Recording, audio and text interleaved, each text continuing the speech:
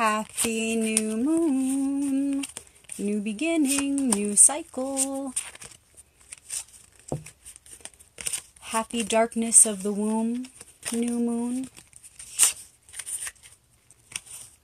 Happy conceptions as we trust in their inevitable manifestation. May they, our conceptions, our seeds of the future, be aligned with the highest good of the one and all. This reading is a collective consciousness reading. It's one of 4 that I give every month. And of course, it applies to the individual just as it applies to the collective, because as above, so below, as within, so without. So this reading is going to be a little bit different than what you guys are used to seeing. I'm using a totally different system now. And for those of you who have been learning tarot through my readings, this is going to change things up a little bit for you. And we'll see what differences you can spy and what correlations and connections you will make. So I'm just shuffling a little bit more than usual here as we wait. Actually, I always shuffle this much, let's be honest.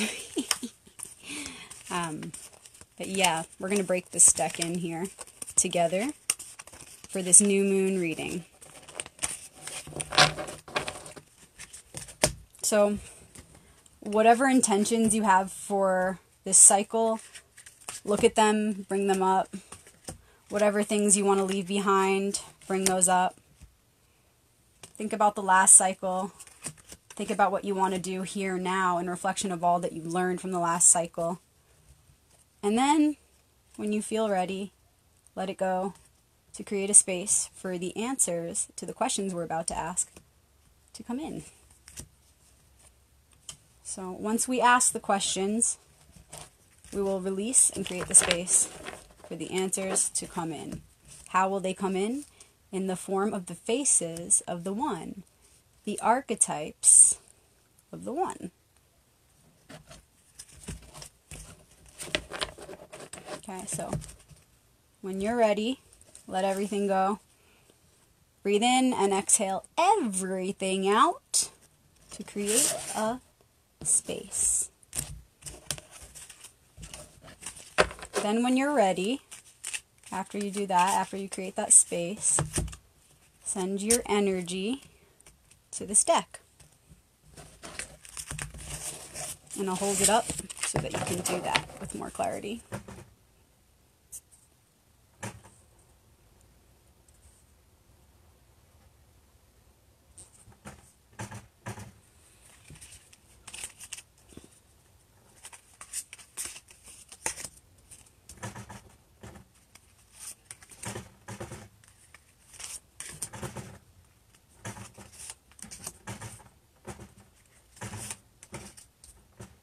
Alright, it's pretty windy in here, so there's going to be a little bit of noise. Shouldn't affect us. Okay, so this is what it looks like.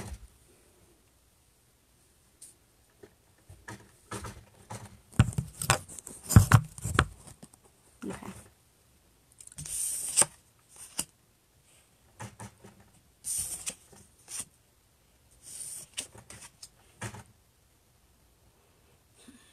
Okay, so the past, the cycle we're stepping out of, is Judgment, the 20th card. And it's been a cycle of getting in touch with a true reflection of ourselves beyond our self-judgment, beyond that judging self as good or bad, but really just honestly observing ourselves and our process so that we can come to a point clarity as far as what we wish to embody right here and right now. So resurrecting not only those parts of self that we don't like to reflect upon, but also resurrecting those parts of self that we need to be more of a complete whole right here and now. What we're experiencing right now is the 6 of Cups. And this is giving and receiving impurity. This is giving and receiving imbalance. It's cups, it's emotions, it's the heart.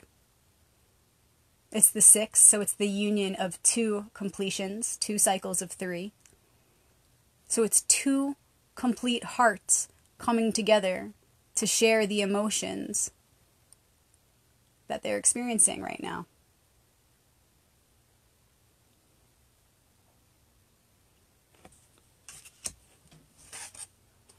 Then we have the 2 of Wands.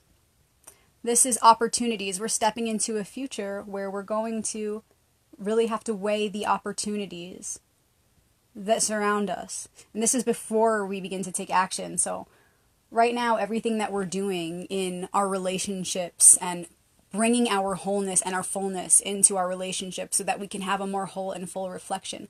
All this heart work that we're doing right now is going to bring us to opportunities. This cycle.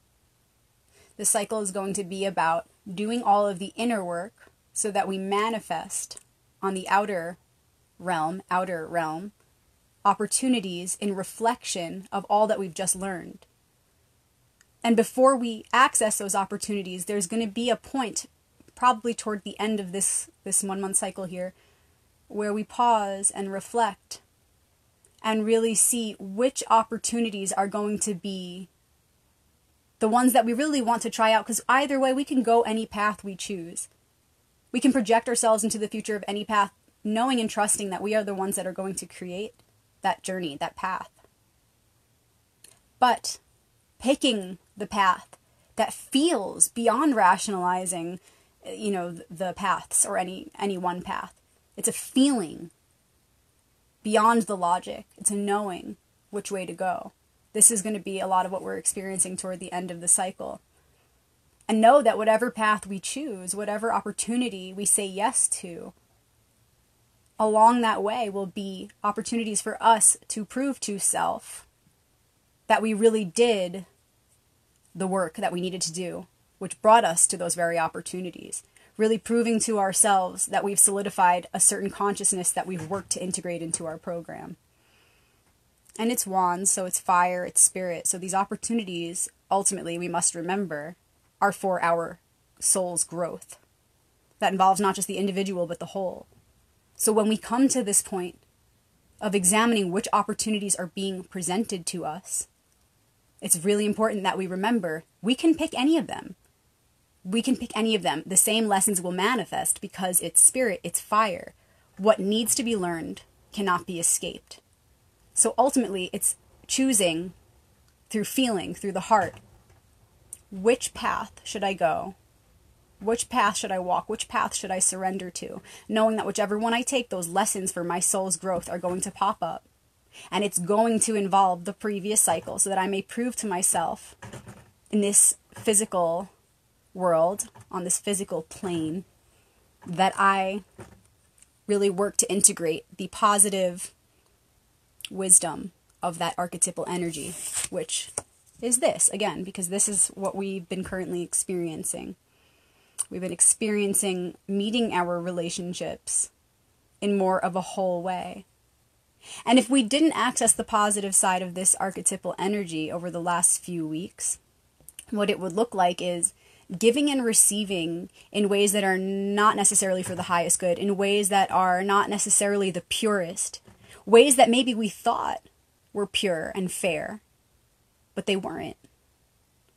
So if you did not do the work around this archetypal energy in the last few weeks, that would be a great place to start, because ultimately this reality of things doesn't matter so much as the awareness behind it. So the opportunity to ace any of these archetypes, to extract their wisdom, is ever present in each moment. So how in this moment, on the day right before the new moon, how can we prepare to kind of play catch up with the work that we missed out on? In this space, time is irrelevant. So we can do all that work in a moment, as far as time on this plane is concerned. So In what ways, let's kind of backtrack here. Let's see what we might need to play catch up on. In what ways can we look at our reflection with more clarity, more honesty with self? In what ways can we see how perhaps we haven't been meeting others in our wholeness and seeing their wholeness and our own wholeness within them? How have we perhaps not been exchanging energies in purity, in unconditional love? In what ways can the expression of not just who we are, but, well, yes, who we are, because we are love, but in what ways have we not been expressing our love in its fullness? Because our essence and love is one. So how have we been fragmenting that essence and maybe getting confused along the way upon reflecting on self? Because when we don't even realize we're doing that and we're looking at our reflection, we're thinking that the fragmented reflection of self is who we are in our wholeness. But it's not true. So we can close our eyes and start inside, where everything is then revealed.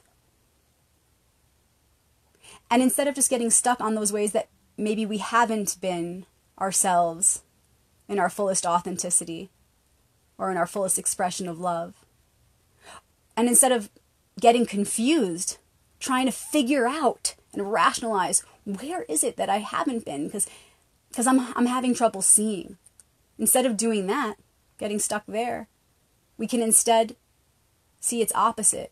Where can we just insert more love? How can we just be more love here right now? Feel more love here right now? How can we go out there in the world today and first in our mind, before we actually do it on the physical realm, but how can we in our mind envision what we are to do later today and even tomorrow and the next day, this week, perhaps this month? How can we set intentions for this cycle knowing which people are going to come across our path? Because they're the people you work with, your family, the people you see every day. You know who those people are. So how can we right now travel to those people, to the future, through the timeless space of the mind's eye, and see ourselves exchanging that love and our authentic expressions in a way that is true, fair, pure? All those words, all those adjectives to describe love. Because there are many forms of love, but the highest, the one that pervades all, is unconditional love. Another word for it is agape, A-G-A-P-E. And when we do that in our mind's eye, it's more real than anything. We're making it happen. We are manifesting it within that very conception. That seed we planted in our mind is very real, and we must know it. And the more we know it, the more we will feel it and bring about its manifestation in more fullness and very quickly. Because this universe does not care about time or space. That place, that infinite universe within the mind's eye, will bring you something, will magnetize to you something as quickly or as slowly as you believe.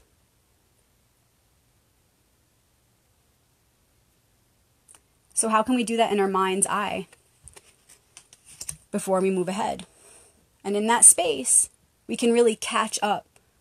We can access these archetypal lessons and embody their wisdom in a way that prepares us for the here now moment of this new cycle, new moon. And again, then we will manifest the opportunities, the Two of Wands, that reflect to us the fullness of where we're at right now because of that work that we just did, because of that reflecting that we just did. And then that's just another beginning, right? Because the end is implicit in the beginning and the beginning in the end. And there will begin a very physical cycle of us responding to our opportunity in a way that we can prove that we surely did integrate the wisdom that we were just offered in the previous cycle. Wow. So we have another 2. So far we have a 20, a 6, a 2, and a 2. For those of you who follow numbers. So at the very top of the tree here, we have a Two of Swords. And swords, despite popular belief, is the earth suit. And this is feeling conflicted with two different challenges. Ultimately, it's a reflection of the mind, because everything starts there. The first principle of Hermetics, the principle of mentality. So how are we in our minds undecided, perhaps, on something? What are we challenging ourselves inside? What is our inner conflict that ultimately is manifesting as a very physical conflict right now? It's like a draw of swords, like a stalemate, so challenging that we're paused. We're just stopped. Indecision. Unable to take action and get through the challenge until we cross this border, this barrier within the mind.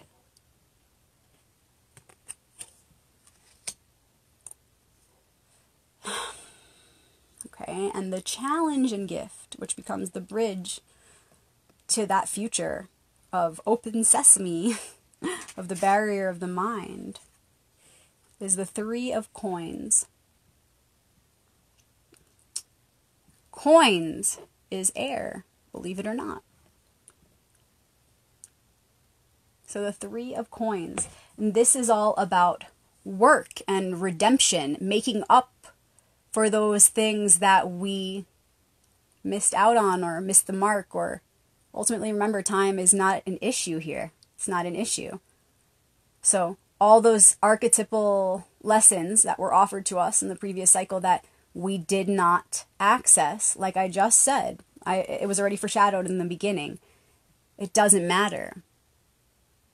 Repentance is an ever-present opportunity in the deck of life. And in each moment, we can access the wisdom of this card specifically to make up for all that work.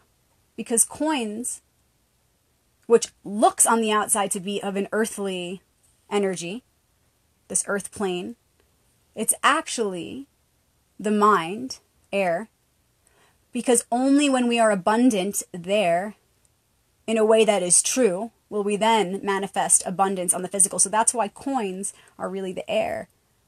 And the three is working together, completion, the three worlds in harmony. So often this will mean working with others. So if this involves repentance with others, or making something right, doing right by another, perhaps making up for something that we did that was hurtful or said that was hurtful, but in a way that's really true and takes real work. So how I see this for us collectively is that when we individually look at those people around us that we're closest with, that we have the most ties to, and I mean really the ones we have the most ties to physically, we ultimately have the most ties to mentally and emotionally and then spiritually. So we can use these people in a way that is for the highest good of the one. We can use each other to help each other. And we can see those beings beyond our judgment as vessels and vehicles for us to perform a ritual to help the one to ascend. So those beings who are closest to us in our lives, think of them now, think of their faces, call them into the circle, maybe call them into this reading so that they can begin to be receptive to this process that can ultimately unite all of us. Those beings are the ones that we need to really make right by, do right by. What can we do for the people around us that we love so much? Who have we maybe hurt this past cycle or in the past great cycle of time? If you really want to get creative with it, you can think about how can you be a bridge for ancestral healing between races, between religions, with the ultimate knowing that there is no separation, that we are one, and you become that connecting link and factor. But just taking it to our individual lives right here, right now, we can do this with those people who are closest to us. Knowing that it's not about our two faces and our two energies, it's beyond that, but we are simply using that which is closest to us and most accessible to perform this great ritual. So how can we mend those bonds that we have? And if they're not broken, strengthen them. How can we strengthen even more deeply those bonds and cords that we have with those around us in a way that is expressed as unconditional love, beyond any of the facets of love that we've been using as a vehicle to connect, beyond just romantic love or, motherly love or fatherly love. I'm talking about the mother and father in union as one. The type of love that is compassion, that is unconditional. How can we fix these threads or these bridges between those around us with this love light essence material that when we wrap each cord with that material, which essentially is what happens when we communicate with our bodies, with our voices, with any of our chakras or wheels, centers, when we communicate from that unconditional loving space, this is what's happening, you guys. What it looks like in the realm of light is these actual cords getting stronger with material that is eternally sustainable and cannot be broken. How can we strengthen those cords? By weaving light, love light around them. Knowing that when we do that, we will be elevating and strengthening the entire one with, again, a material that is eternally sustainable in reflection of the one original emanation. And when we do this, we don't have to be afraid of, oh, well, I might be leading this person on, or I might be smothering this person, or I might not be giving this person enough, or there's no worries, actually. All of those become irrelevant.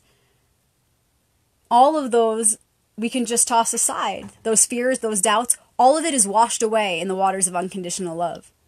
When we act from that place and we relate from that space, when we give and receive while holding the vibration of unconditional love, there is no space for fear, for the embodiment of fear in any way, not mentally, not physically, not emotionally. There's no room for it. When we're fully embodying the expression of unconditional love and compassion, we don't have to worry, for example, about, oh, I'll be leading this person on. No, because if you're embodying unconditional love, then you're meeting them in a space where it's a space of purity and it's a space of truth. And as long as you're really doing that and not wasting any one thought particle on a doubt or fear, then that leaves no room for you to embody anything other than unconditional love. And that being who then receives it, they have free will and they will respond as they will. But all the while, as you maintain your fullest faith and presence in that unconditional love, then as you receive their response, you ultimately will transmute it through staying strong. But let's say they begin to respond in a way where they are acting as though they feel you're leading them on. You know in your heart that you didn't, so you don't pause and doubt. You know because you were pure in your love expression, in your expression of love. And so when they do that, without wavering, you will respond with more unconditional love in a way that it becomes ever more clear, in a way that they can't penetrate that. The more you do that, the more it becomes clear to them where you're really coming from. And you have nothing to worry about, nothing to fear. So I'll stop there because I could probably go on and on about this, but I feel complete with that card. So that was the challenge and the gift, the 3 of coins, working together to get that gold. But in a way that begins here to get here. We work together to make that gold, to create alchemy. And that gold then reflects into our physical environment as abundance. Abundance through all kinds of teamwork, business, family, partnerships of any kind, like romantic relationships, mother, daughter, father, brother, whatever, family relationships. All of these relationships then bear the fruits of their abundance when we work together here first. And then here together. Boom. So, I love this spread because we have a 2, a 3, and then a 6. And then we have a 2 and a 20. So this whole reading was just 2s, the energies of 2, 6, and 3. Which is beautiful if you're into numerology. It's all lessons of duality, polarity, and pervading those to rise higher than ever before. And also to manifest a reflection of the work that we do in that understanding of the polarities. How consciously are we integrating them? How much of a positive light are we shining on those lessons so that we can ultimately pervade the paradox and come into the world of three? So go from the two to the three, where we then, through the combination of those worlds, through the harmonization of those worlds, create a synthesis, a birth, a rebirth, a third world, which also is seen as the 20, regeneration. So I see that right now we have the ability to meet the future opportunities with our most authentic selves, showing up whole and ready to do the work, so that when we finally make those decisions and approach those opportunities that we've chosen, and then embark on the path that comes with that opportunity, we will make the most of it. We will be so ready and prepared because we will have created a team of support around us through the expression of unconditional love, weaving light around those threads between us and all that we're connected to strengthen each one in a way that works for the highest good and strengthens us all as one in that place. Happy new moon. Thanks for tuning in. It's time for me to do some gardening, and that is an excellent thing to do for the new moon. So if you feel inspired, go plant some seeds. And if you don't plant ones in your garden, then you can at least plant them in the garden of your mind. Many blessings, you guys. Thanks for doing the work. Shalom.